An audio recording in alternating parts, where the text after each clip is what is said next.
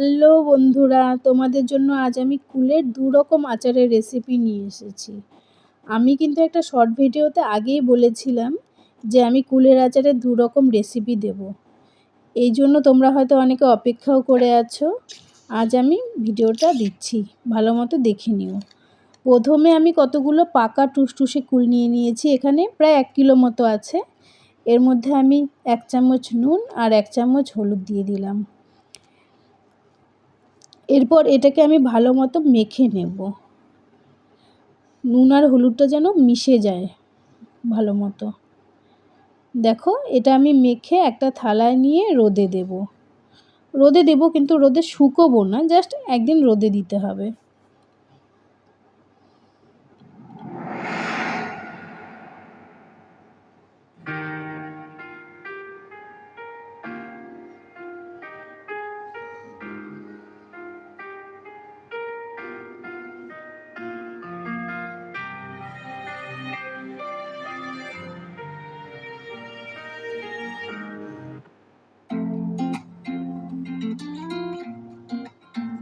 এভাবে একটি থালায় ঢেলে আমি রোদে দিয়ে দেব। এবার দেখো আমি মশলা কি নিয়েছি। আমি জিরে, ধনিয়া, মৌরি আর শুকনো লঙ্কা আর কালো জিরে নিয়েছি। পরিমাণটা তোমরা দেখতেই পেলে। আর এগুলো আমি একটি শুকনো কড়াইতে ভেজে নেব। মৌরির পরিমাণটা কিন্তু একটু বেশি দিতে হবে সব মশলার চেয়ে।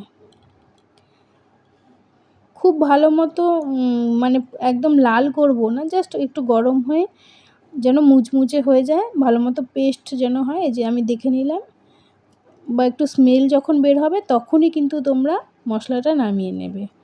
একদম লাল করার কোনো দরকার নেই। মশলাটা আমি ভেজে নিচ্ছি।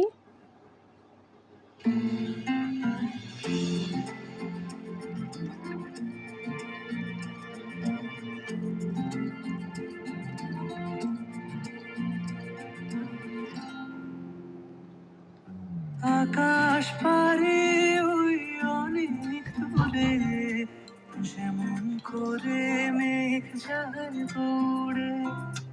আকাশ পারে ওই অনেক দূরে, যেমন করে মেঘ যায় দৌড়ে। যেমন করে সে হাওয়ায় ভাসে কই তাহার মতো। এবার দেখো মশলাটা হয়ে গেছে, আমি কিন্তু ঢেলে নিচ্ছি। ঢেলে ঠান্ডা হয়ে গেলে তারপর আমরা পেস্ট করব। আগেই কিন্তু আমরা পেস্ট করব না গরম অবস্থাতে।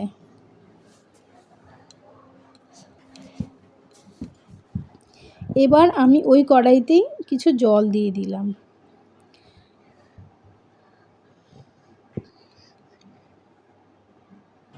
এবার জলের মধ্যে দিয়ে দেব গুড়। এখানে 1 কিলোতে আমি প্রায় 600 গ্রাম মতো গুড় দিয়েছি। গুড়টা আমি জাস্ট গলিয়ে নেব। জলে দিলে একটু পরেই কিন্তু গুড়টা গলে যাবে। আমি তোমাদেরকে ভিডিওটা খুব বেশি কাট করিনি, একটু ডিটেলসে দেখাচ্ছি। এই দেখো আমার কুলটা শুকিয়ে এমন হয়েছে।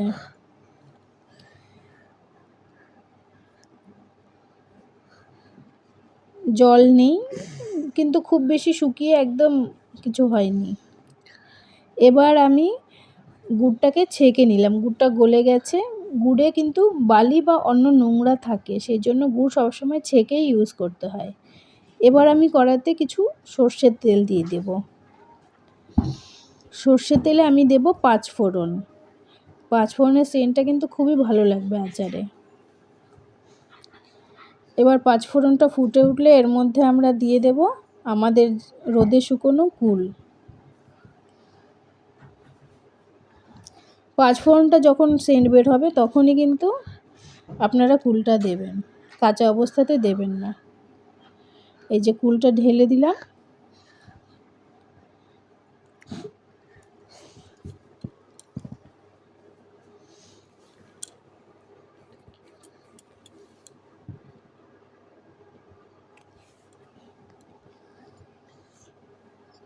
তুমি আমার স্বপ্নে প্রভু ভাসনা তো,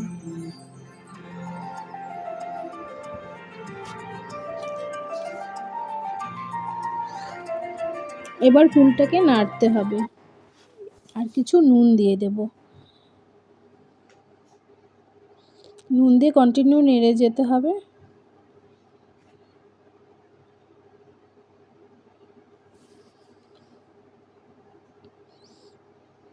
এবার আমি যে ছেঁকে রাখা গুড় ছিল সেটা ঢেলে দিলাম, ঢেলে ভালো মতো ফোটাতে হবে।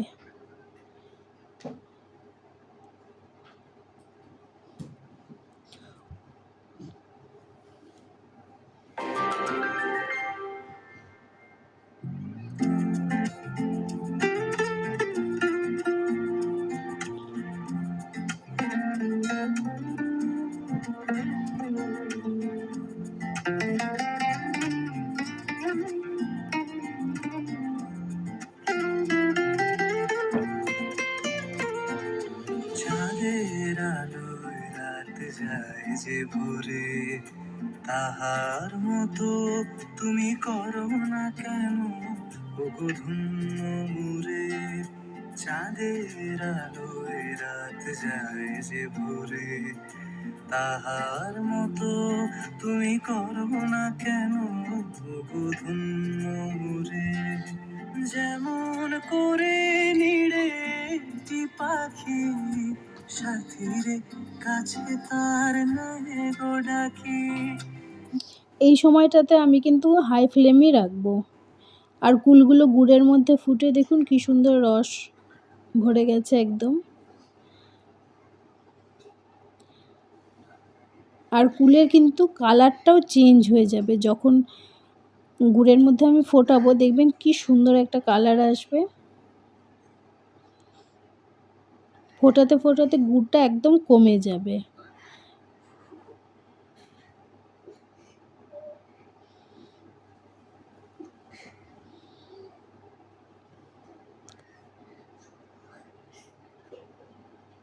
এই দেখুন কুলের কালারটা কিন্তু অনেকটা চেঞ্জ হয়ে গেছে,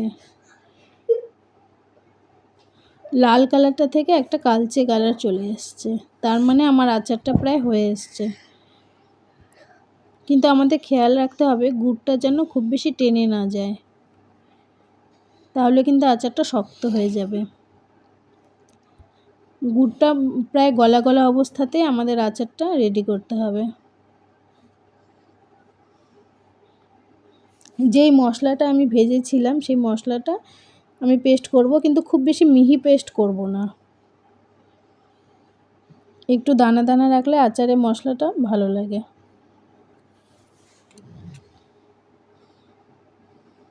মশলাও দিয়ে দিয়েছি, আরেকটু মশলা লাগবে, আমি আরেকটু দিয়ে দিলাম।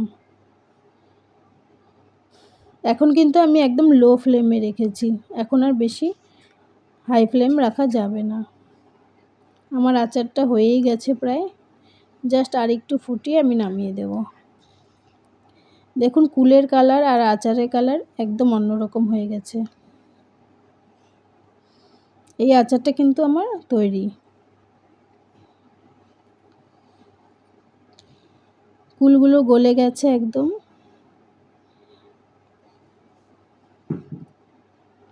এই আচারের টেস্টটা একদম অন্যরকম, কিন্তু নামানোর আগে আমাকে একটু বিট নুন দিতে হবে। 2 চামচের মতো বিট নুন দিয়ে দিলাম, এতে আচারের টেস্ট আর স্মেল দুটোই ভালো হবে।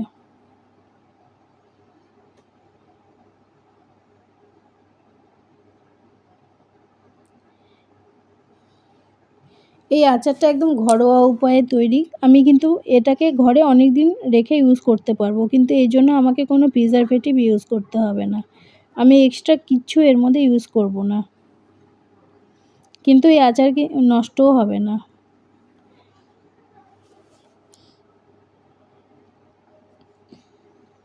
দেখুন একদম রেডি আচার। এবার এই আচারটা আমি ঠান্ডা হতে দেব।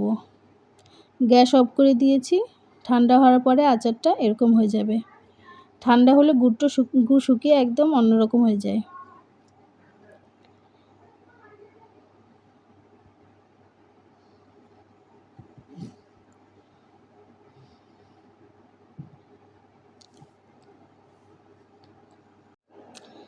ঠান্ডা হয়ে গেছে, ঠান্ডা হওয়ার পরে আচারটা এমন হবে। দেখুন, দেখেই লোভ লাগছে।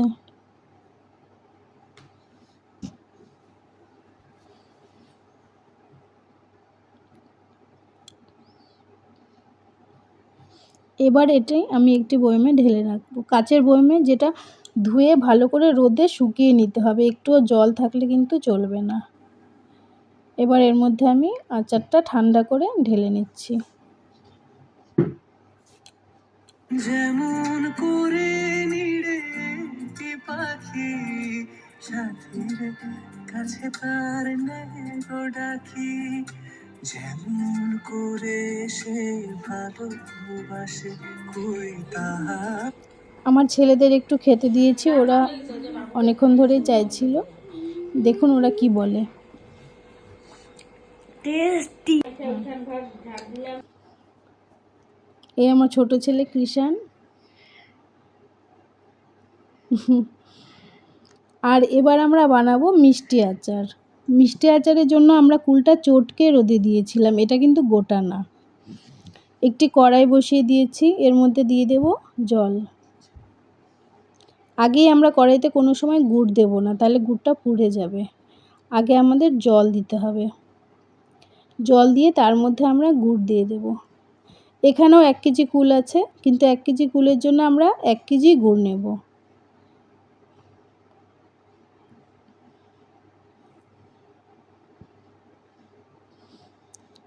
গুড়টা আমি জলে ছেড়ে দেব। আবারও সেম প্রসেস। গুড়টা যখনই গলে যাবে আমাদের গুড়টা কিন্তু ছেঁকে নিতে হবে।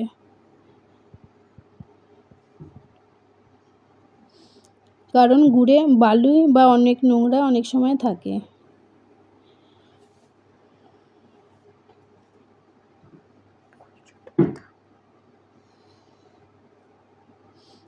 গুড়টা গলে গেছে, এই গলেই যাচ্ছে, এখনই একদম গলে যাবে। তার মতো তুমি আমার কবু ভালোবাসো না তো।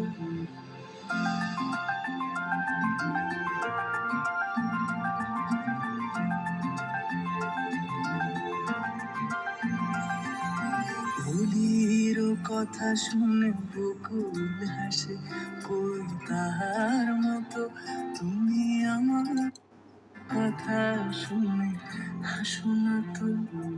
ধরার ধুলিতে যে ফাগুন আসে কই তাহার মতো তুমি আমার কাছে কবু আসো না তো। বলির কথা শুনে বকুল হাসে কই তাহার মতো তুমি আমার কথা শুনে হাসো না তো।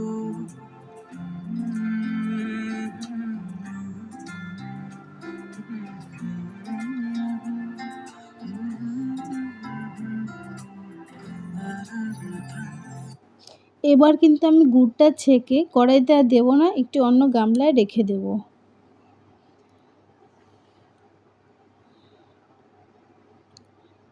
ছেঁকে নিচ্ছি, দেখুন। এটা আমরা একটা অন্য গামলাতেই রেখে দেব। দেখুন নোংরা বেরিয়েছে কত। এবার আমরা কড়াই বসাবো, আর কড়াইয়ের মধ্যে দিয়ে দেবো এই ছেঁকে রাখা গুড়। আগে কিন্তু আমরা এবার আর তেল দিচ্ছি না, আমরা সোজা গুড় দিয়ে দিচ্ছি।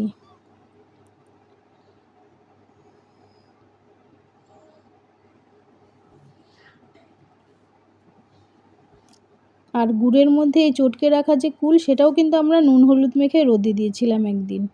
এই কুল ঢেলে দেব, আমাদের আর কোনো কিছুই দিতে হবে না। সোজা গুড়ের মধ্যে আমরা কুলটা ঢেলে দিচ্ছি।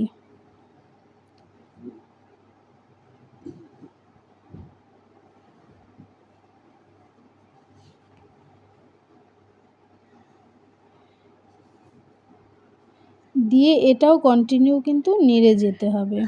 কোনো সময় আমরা এটা না নেড়ে রাখবো না, কারণ গুড় নিচে ধরে যেতে পারে। দেখুন এরকম নাড়তে নাড়তে এই কুলটারও কিন্তু কালার চেঞ্জ হয়ে গেছে। আমরা এবার দিয়ে দেব একটু নুন। যখনই ফুটে উঠবে কুলের কালার চেঞ্জ হয়ে যাবে। যদিও আমরা নুন দিয়ে রোদে দিয়েছিলাম, কিন্তু তখন অল্প দিয়েছিলাম। আমাদের পরিমাণ মতো নুনটা এই আচার বানানোর সময় দিতে হবে।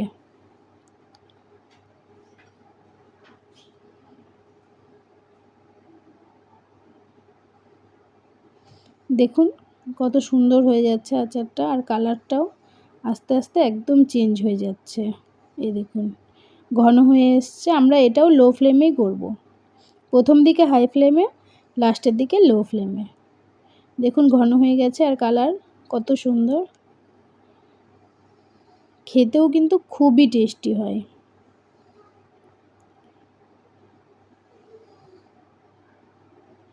যখন এরকম হয়ে যাবে একদম ঘন, প্রায় খুব ঘন আমরা করব না, কারণ আচার ঠান্ডা হওয়ার পরে কিন্তু অনেকটাই টেনে যায়। আমরা একটু ঝোল ঝোল রাখবো এখানেও।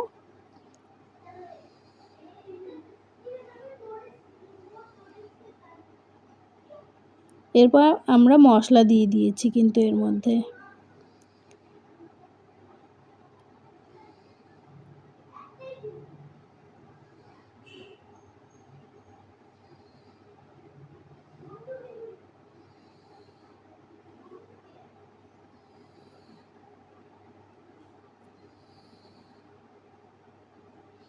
আমরা যে মশলাটা প্রথমে করেছিলাম সেখান থেকে আধা আমরা আগে দিয়েছিলাম আর আধা রেখে দিয়েছিলাম, যেটা আমি এখানে ইউজ করেছি।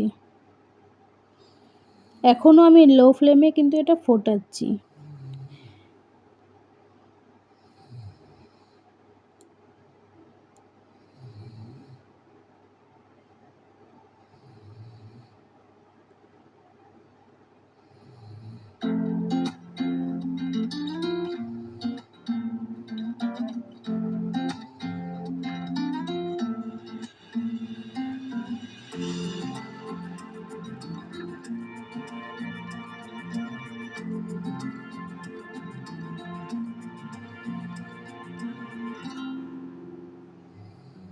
আকাশ পারে ওই অনেক দূরে, যেমন করে মেঘ যায় দূরে।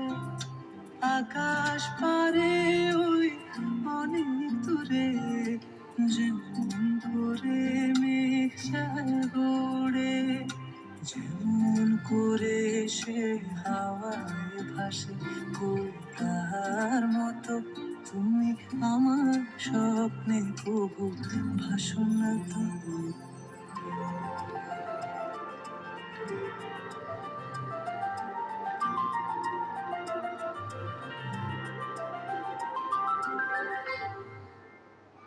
এখন কিন্তু আমার আচারটা প্রায় হয়েই এসছে। আমরা এখন গ্যাসটা অফ করে দেব। আমি কিন্তু তোমাদের ভালো মতো বারবার দেখিয়ে দিচ্ছি যে কেমন হবে। মানে গুড়টা জল জল কিন্তু একদম থাকবে না, এটা একদম কুলের সঙ্গে গায়ে গায়ে লেগে থাকবে। আর খুব ঘনও আমরা করব না, তাহলে একদম ঝরঝরে আচার হয়ে যাবে। জাস্ট একটু আমরা এরকম মাখা মাখা নামিয়ে নেব, ঠান্ডা হলে একদম পারফেক্ট হবে। জল জল থাকলে আচারটা কিন্তু তাড়াতাড়ি নষ্ট হয়ে যাবে। আর আমি এইভাবে করছি, আচারটা নষ্ট হবে না। এই দেখো আমি থালায় ঢেলে নিয়েছি। এই আচারটা তুমি ঘরে রেখে অনেকদিন খেতে পারবে, শুধু জাস্ট মাঝে মাঝে পারলে একবার রোদে দিতে হবে। ভিডিওটা আমার তৈরি টক আর মিষ্টি কুলের আচার ভালো লাগলে অবশ্যই তোমরা সাবস্ক্রাইব করবে এবং আমার পাশে থাকবে। ধন্যবাদ।